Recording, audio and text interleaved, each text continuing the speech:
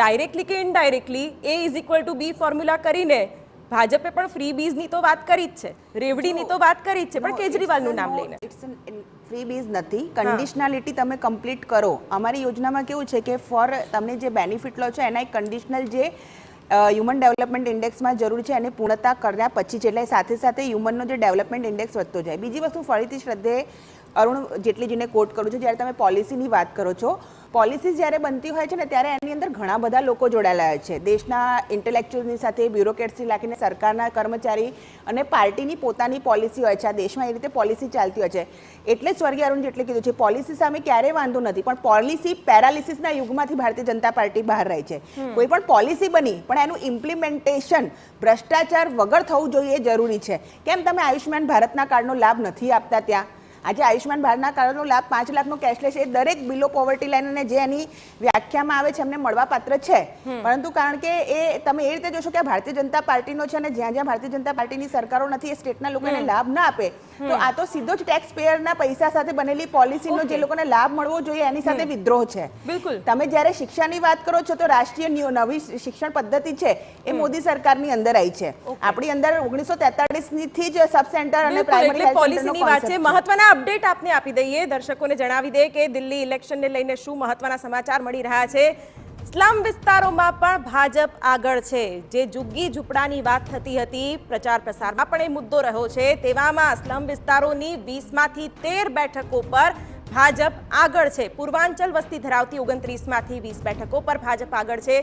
તમે જુઓ કેટલા બધા ફેક્ટર્સ દિલ્હીના પરિણામો પર અસર કરી રહ્યા છે. સ્લમ વિસ્તાર હોય, પૂર્વાંચલની વાત હોય, તમામ જે બેલ્ટ્સ છે, જે વિસ્તારો છે, એ તમામ જગ્યાએથી ભાજપને ક્યાંક આવકાર મળતો દેખાય છે.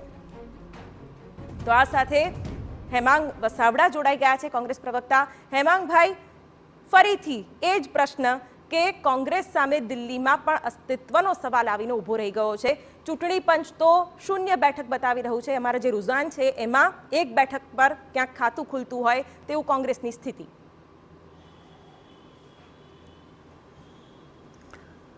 શરૂઆતથી જ્યારથી દિલ્હીની ચૂંટણીઓ જાહેર થઈ ત્યારથી વાત સ્પષ્ટ હતી કે કોંગ્રેસ ક્યાંય ચિત્રમાં નથી.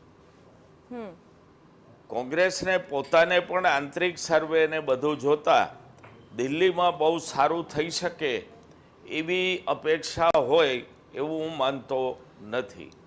છેલ્લી 2 ધારાસભાના પરિણામો દિલ્હીના જોઈએ તો કોંગ્રેસ જરાય સારું અથવા બિલકુલ સારું ત્યાં કરી શકી નથી. હવે જે કોંગ્રેસ માટે વાત છે એ એટલી જ વાત છે કે કેટલો વોટ શેર વધ્યો છે, કયા નવા એરિયામાં કોંગ્રેસ પાછલી ચૂંટણીઓના પ્રમાણમાં મત લઈ શકી છે. આ બધા વિશ્લેષણો છે. આ બધા વિશ્લેષણોનો સત્તા ઉપર કોઈ અસર હોતી નથી. આ પોસ્ટમોર્ટમ વિશ્લેષણો ગણાય. એટલે હું એવું માનું છું કે કોંગ્રેસ છેલ્લા દાયકાથી દિલ્હીમાં નથી. કંઈક ઘણું બધું કરવું પડશે દિલ્હીના લોકોના દિલ જીતવા માટે. બિલકુલ. એટલે સ્વીકારો છો કે ક્યાંક કોંગ્રેસે ચૂક રાખી છે અને શિરીષભાઈ આમાં એ જ મુદ્દો છે કે કોંગ્રેસે સ્વીકારી લીધું છે. એટલે જે ભાજપનું એક ગર્ભિત મિશન વિશે વાત થતી હોય છે એની પણ આજે વાત કરીશું. અને ખાસ તો દર્શકોને સતત અમે અપડેટ્સ પણ આપી રહ્યા છે. અલગ અલગ ગ્રાફિકલ ફોર્મેટથી અમે બતાવી રહ્યા છીએ કે કેવી રીતે દિલ્હીના ગઢ પર અત્યારે ભાજપ છવાયેલું છે. જે બસોની યોજના હતી, ફ્રી બસ સેવાની પણ એક વાત હતી, તો એમાં પણ એ મુદ્દા પર પણ અત્યારે ભાજપ હાવી દેખાઈ રહ્યું છે. 46 બેઠકો પર ભાજપ, જ્યારે કે 23 બેઠકો પર આમ આદમી પાર્ટીની બેઠક અત્યારે તો દેખાઈ રહી છે. જ્યારે કે કોંગ્રેસની વાત કરવામાં આવે તો માત્ર 1 બેઠકમાં કોંગ્રેસ સમેટાતું હજી પણ દેખાઈ રહ્યું છે. હજી પણ 1 પણ બેઠક પ્લસમાં નથી દેખાઈ રહી. ક્યારનું કોંગ્રેસ 1 પર જ અત્યારે દેખાઈ રહ્યું છે.